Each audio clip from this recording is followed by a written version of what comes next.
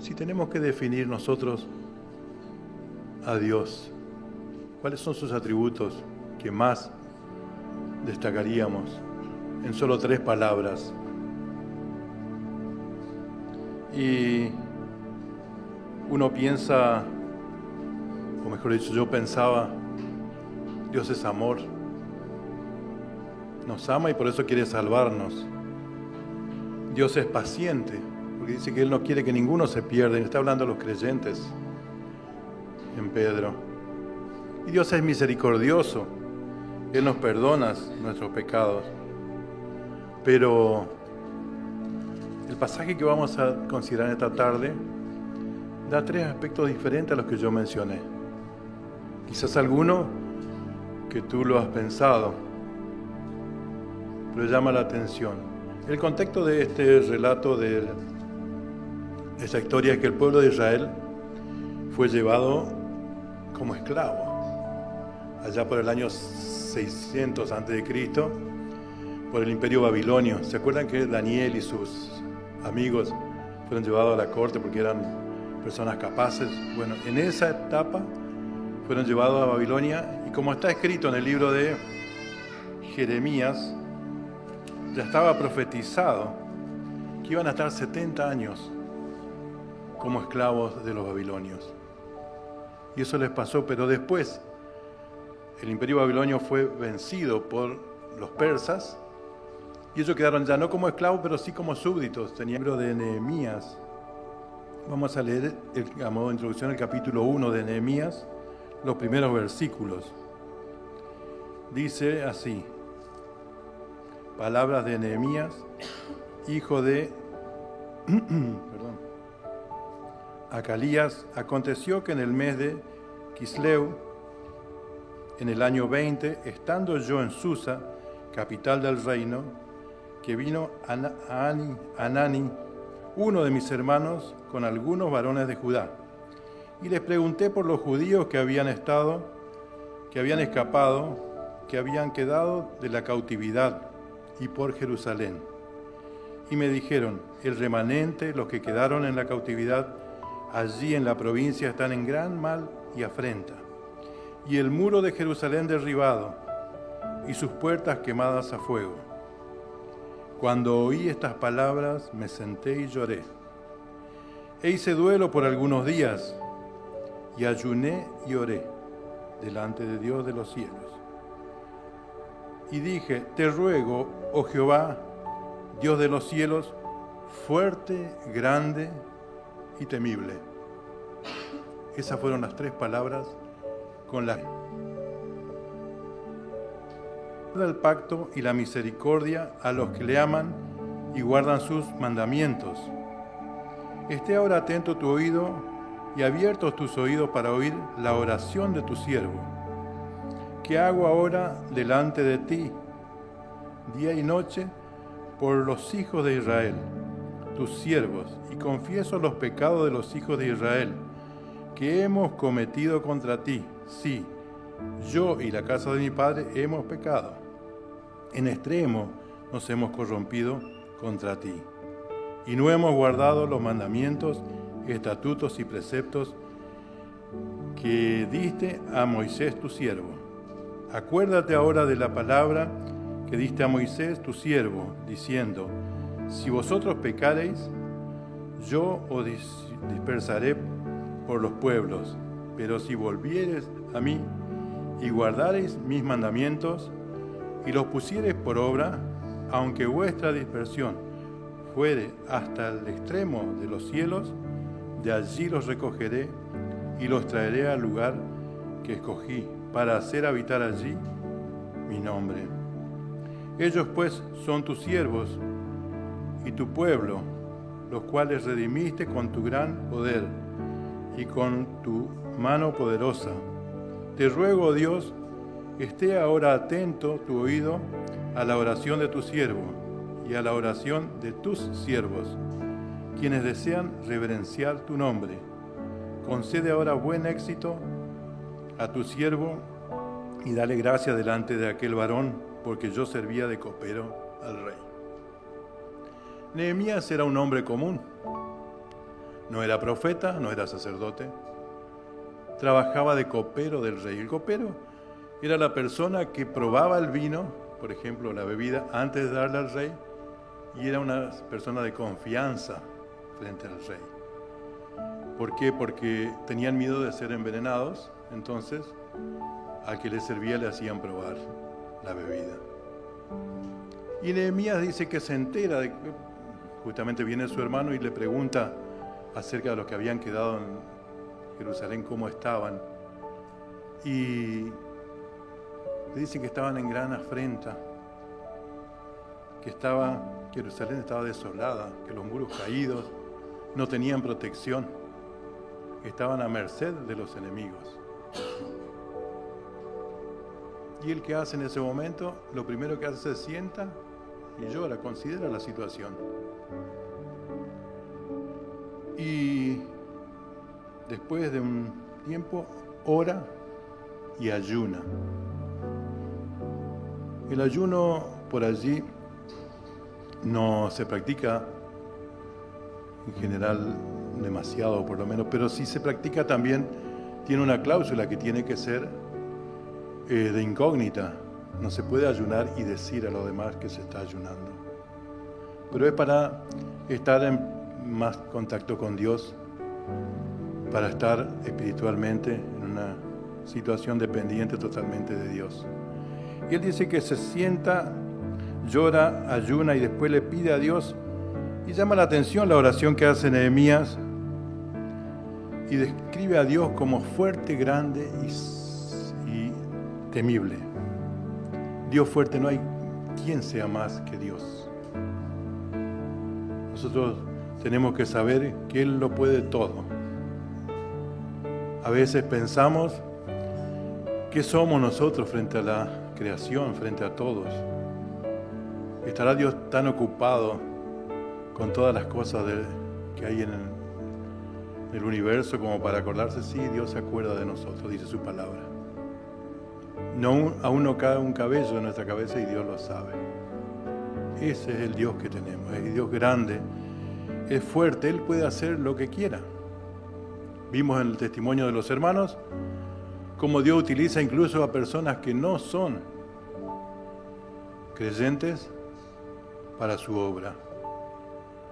Yo recuerdo el año pasado, pasé un caso, y como anécdota, no me gusta por ahí contar muchas anécdotas, pero me llama un día por teléfono una persona y me dice: tengo una donación de mercaderías para los aborígenes y me dijeron que hable con usted. Yo no lo conocía ni al que me habló, ni al que le envió la mercadería.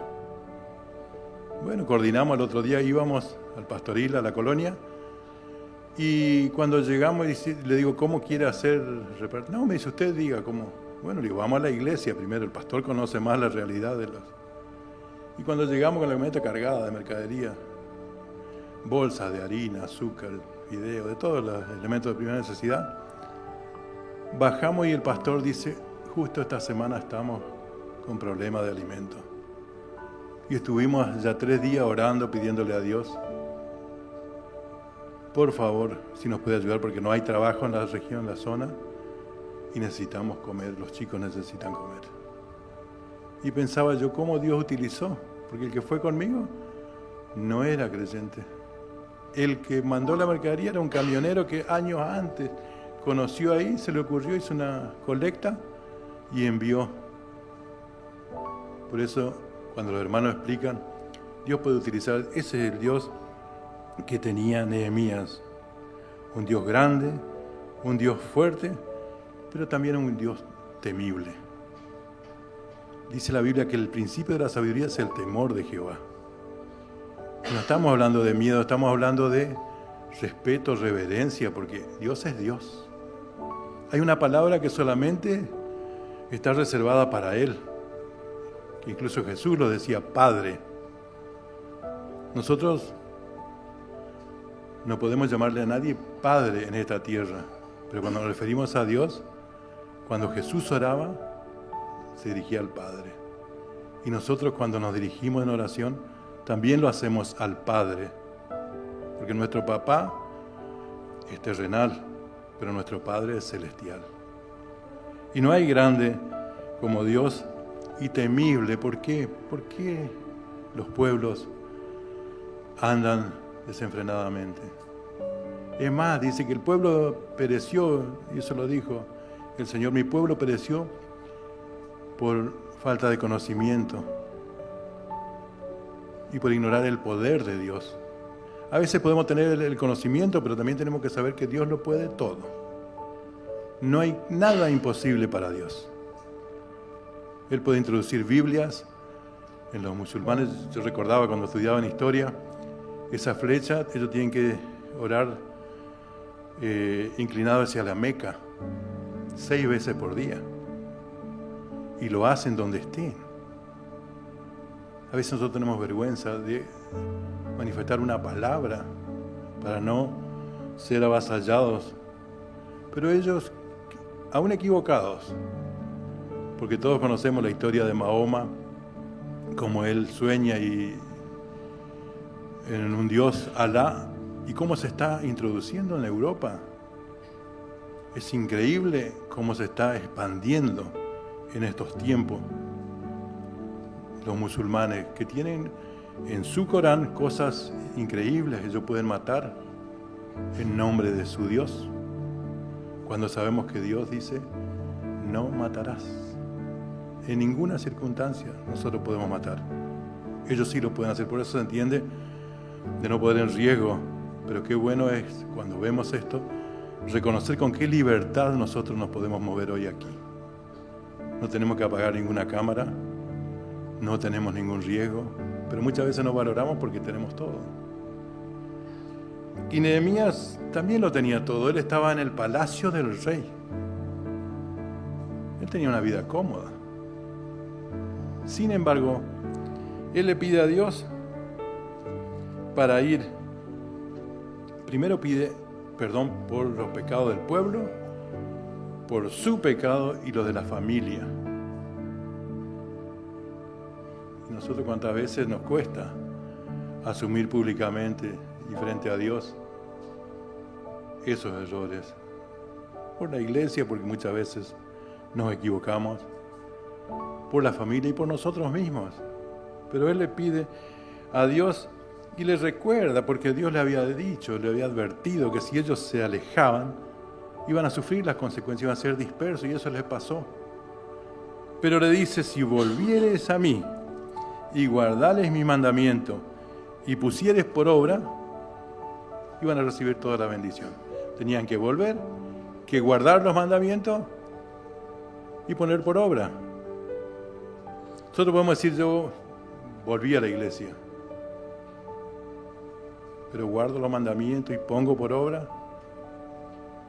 Volví y guardo los mandamientos, pero no los pongo por obra. Entonces, la fe sin obras es muerta.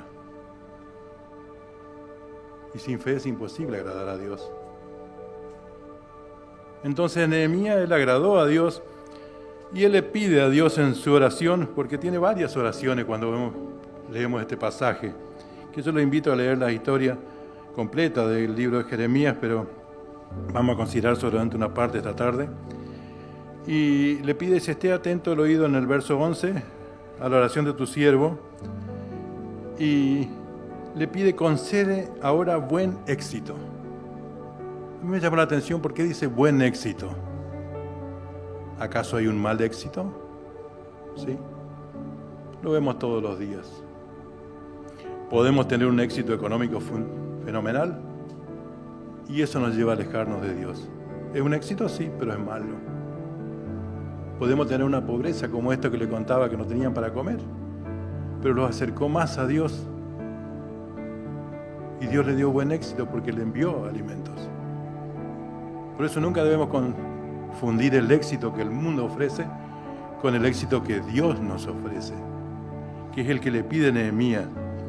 Y dice, dale gracia delante de aquel varón. Aquel varón era el rey. Él tenía que enfrentarse al rey Artajerjes en el capítulo 2.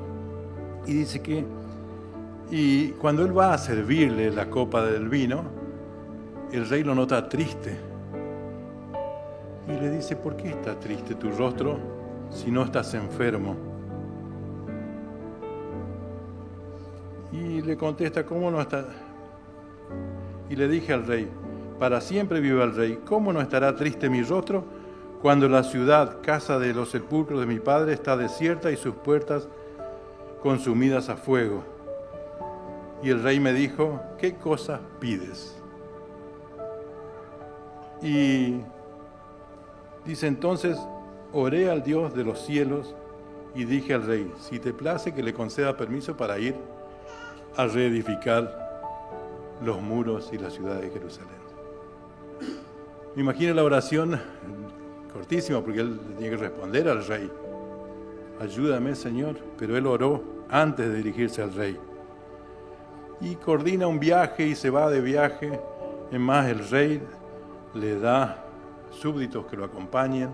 Él le pide cartas porque él tenía que viajar 1200 kilómetros. Y le piden que lleve madera, también permisos para el que tenía el encargado de la madera del imperio. Y aparece con esto en Jerusalén. ¿Qué sacrificio? Hoy vamos 1200 kilómetros de aquí al Chaco, un poquito más, en vehículos, pero en aquella época que andaban en caballos. Él habla de la cabalgadura cuando sale a recorrer Jerusalén. Y llega a Jerusalén y dice que no le contó lo que tenía pensado. Él fue primero y se quedó y de noche salía con la cabalgadura a recorrer y vio que lo que le habían contado era así. Estaba sin muros, sin puertas, a la merced de los enemigos. Y después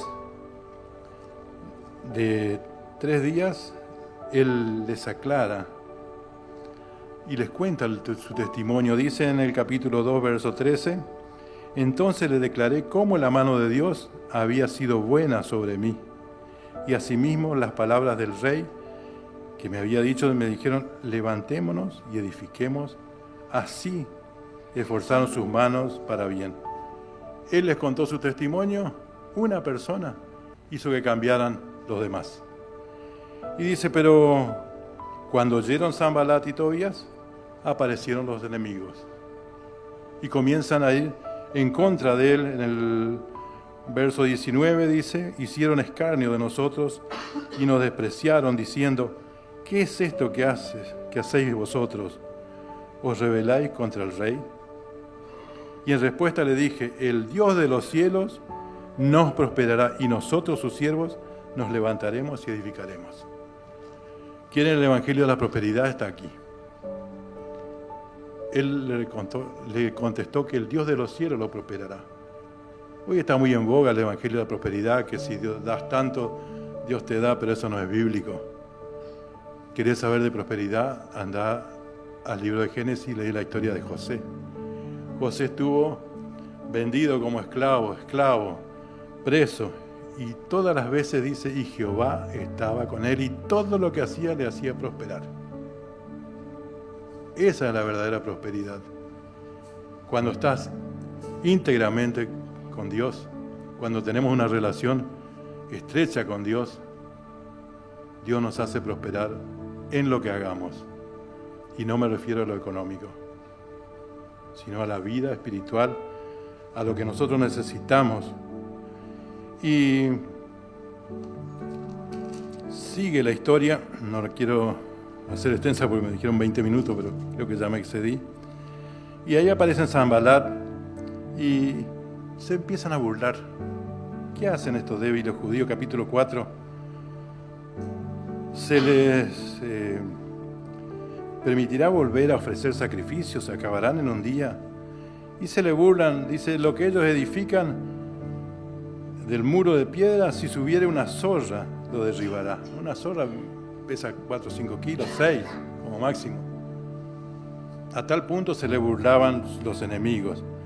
¿Y qué hace él? Vuelve a orar a Dios. Dice, oye, oh Dios, capítulo 4, verso 4, dice, que somos objeto de menosprecio.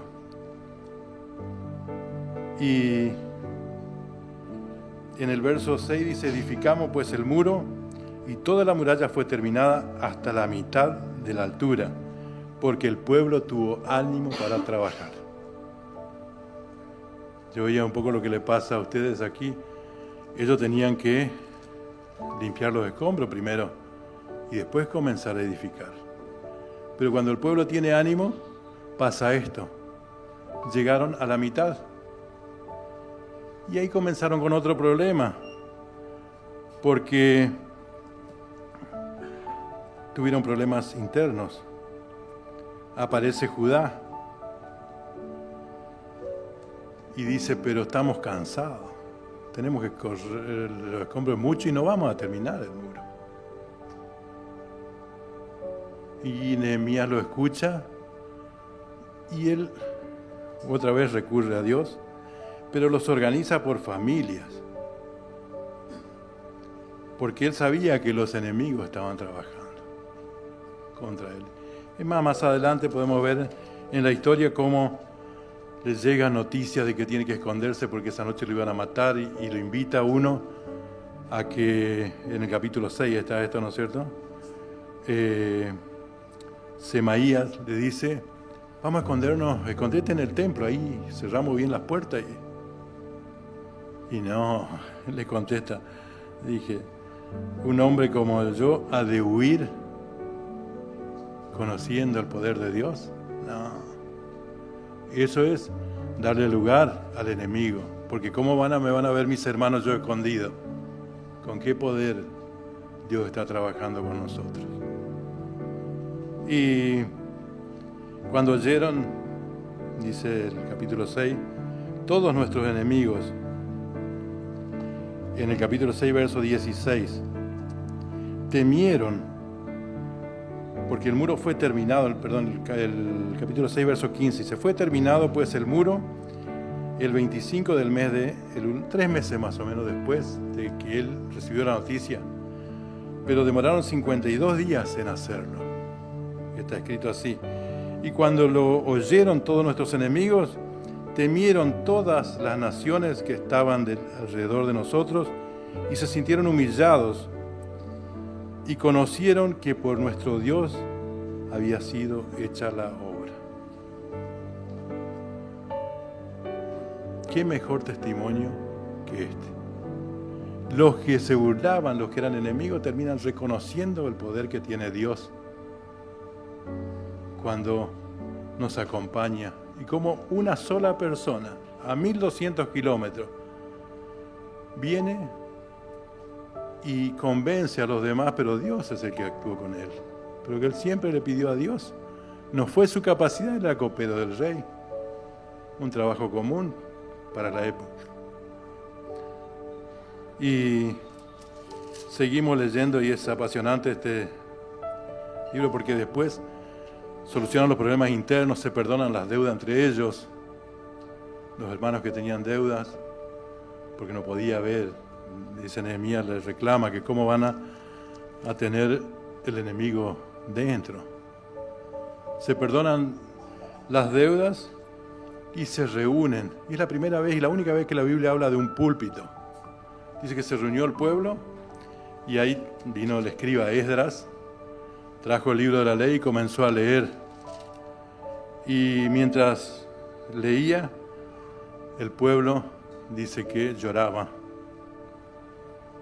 Dice en el capítulo 8, y Nehemías, el gobernador, y el sacerdote Esdras, escriba, y los levitas que hacían encender al pueblo, dijeron a todo el pueblo, día santo es a Jehová, nuestro Dios. No os entristezcáis, ni lloréis, porque todo el pueblo lloraba oyendo la palabra de la ley. Cuando estamos en comunión con Dios, Dios nos habla y nos hace temblar en lo más íntimo. Y ellos que estaban alejados, destruidos, pero ¿qué enseñanza sacamos nosotros para nuestra vida? Puede ser para nuestra congregación, pero también para nuestra vida. Que podemos estar derribados. Podemos haber perdido los límites, porque Él construye primero el muro. Y el muro te da seguridad. ¿Y nosotros cómo construimos nuestro muro? Con la palabra de Dios. Y cuando bajamos esos límites, ya sea a compañeros que son del mundo, y que por ahí nos llevan a conversaciones que no tienen sentido espiritual, ni tampoco en lo personal, y perdemos nuestros límites. Y esos límites derribados nos dejan en manos del enemigo. Si tenemos ejemplo en nuestra propia vida, cuántas veces nos damos cuenta que estuvimos mal,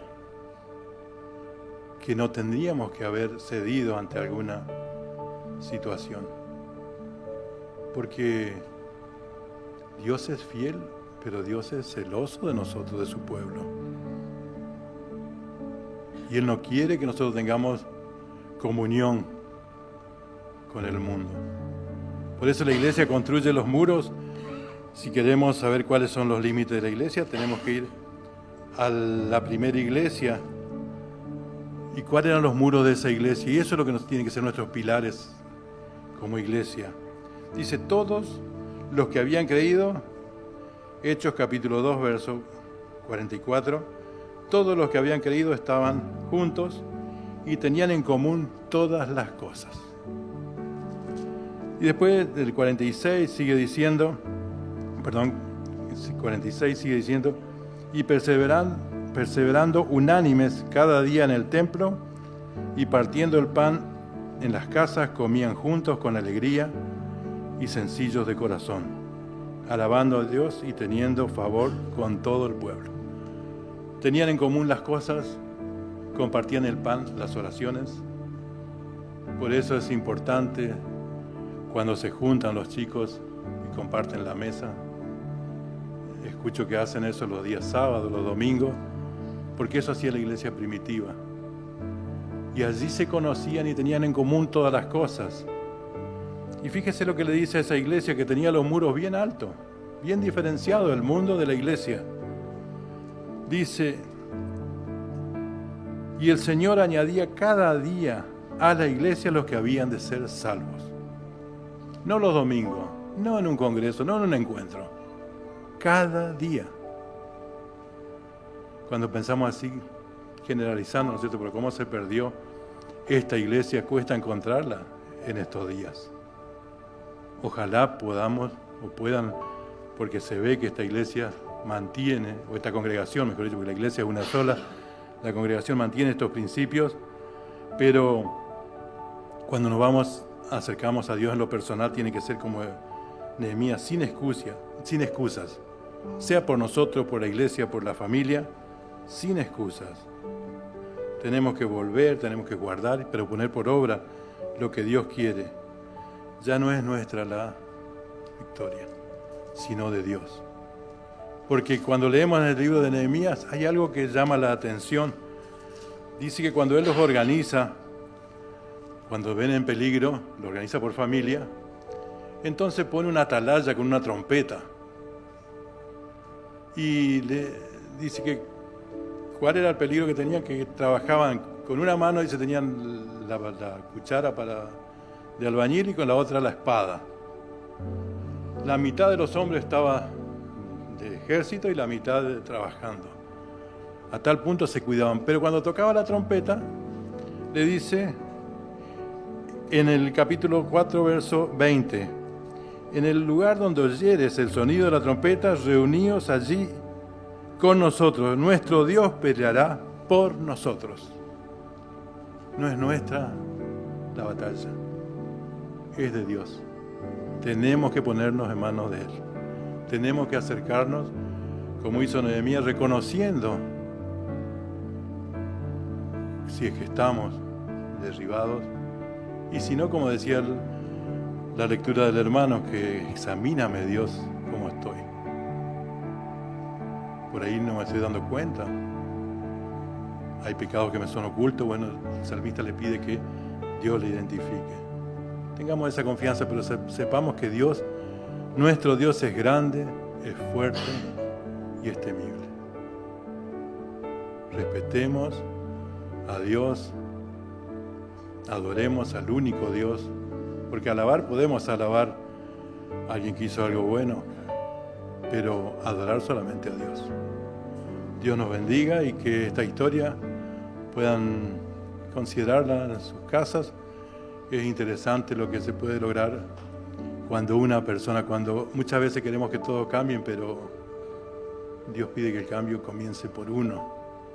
Y un solo hombre pudo hacer que se reconstruya una ciudad para el pueblo de Dios y que pueda estar protegida. Dios nos bendiga. Amén.